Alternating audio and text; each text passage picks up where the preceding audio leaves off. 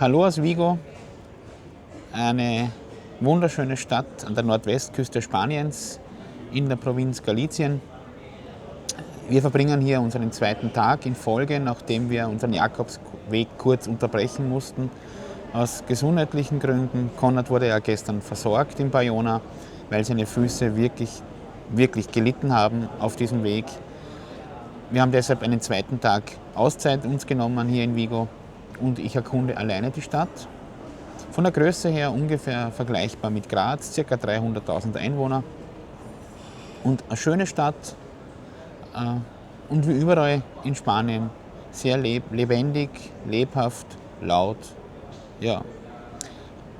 Ich freue mich drauf, weil ich heute hier dann die Gelegenheit habe, mir ein zweites kleines Tattoo als Erinnerung stechen zu lassen bei Ruben, bei dem ich ja gestern schon sein durfte und wo ich total begeistert war. Ihr habt es vielleicht gesehen, das ist da so eine Muschel stechen lassen. Heute möchte ich mal eine Fußspur stechen lassen am anderen Arm. Und ja, dann setzen wir unseren Weg fort.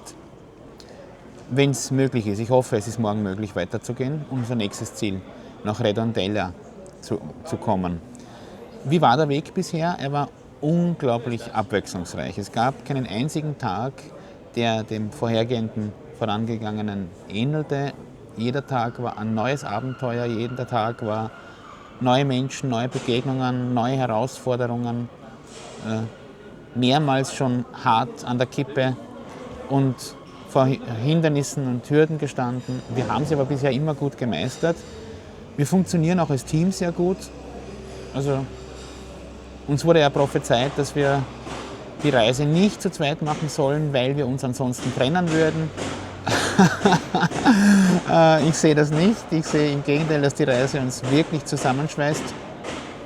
Tut mir leid, ihr hört sicher das Hämmern. Hier wird gerade der Weihnachtsmarkt aufgebaut. Tatsächlich, 2 Monate vor dem Heiligen Abend wird hier schon überall die Weihnachtsdekoration und die Standeln sogar werden hier aufgebaut. Also das ist auch eine Sensation.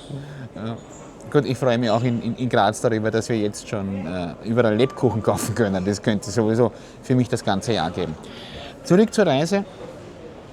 Es sind so unglaublich viele Eindrücke, dass ich wirklich froh bin, dass wir unser Diktiergerät mitgenommen haben, das ich auch in der Arbeit verwende, um meine Beratungen zu dokumentieren. Und ich könnte mir ansonsten diese ganzen Städte und Namen und Orte, an denen wir waren, die ganzen Begegnungen, die wir hatten, die ganzen Eindrücke, diese Vielfalt an Wahrnehmungen, das wäre für mich unmöglich. Ich habe heute schon Schwierigkeiten, wenn wir beim Frühstück zusammensitzen und uns fragen, wo waren wir eigentlich gestern oder vor 2 Tagen, ob man es glaubt oder nicht, es ist wirklich schwer, das noch in Erinnerung zu rufen. Wir haben ja viel über Booking.com gebucht und ich werde dann ständig aufgefordert, diese Unterkünfte zu bewerten. Und wenn das 3 Tage her ist, muss ich dann nachschauen, auch in meinen Videos und in meinen Aufzeichnungen, wo war das eigentlich und mich erinnern, wie hat es dort ausgeschaut, weil es ist so eine Masse an Eindrücken, unfassbar. Was ich auch nicht erwartet habe, war, dass ich so extrem emotional und sentimental auf dieser Reise bin. Ich meine, ich bin sowieso nah am Wasser gebaut, aber so viel geweint wie hier am Weg habe ich mein ganzes Leben noch nicht. Und nicht aus Traurigkeit, sondern weil es einfach so unglaublich viel ist. Weil manchmal habe ich das Gefühl, es prasseln die Eindrücke derartig auf mich ein, ungefiltert auf mich ein. Ich bin überwältigt, ich werde richtig überrollt von meinen Emotionen. Mit einer Heftigkeit und mit einer Wucht, die ich bisher nicht gekannt hatte. Und bin schon gespannt, wie das weitergehen wird. Ich kann ja Gott sei Dank gut mit meinen Gefühlen und mag meine Gefühle in ihrer ganzen Bandbreite. Bringt ja auch mein Beruf mit. Aber so stark hätte ich es nicht erwartet. Das ist wirklich eine Erfahrung, die jetzt völlig neu für mich ist. Ja, wir haben die Hälfte des Weges geschafft, ein bisschen mehr. Ich hoffe sehr und wünsche es mir wirklich aus ganzem Herzen, dass wir auch den Rest schaffen.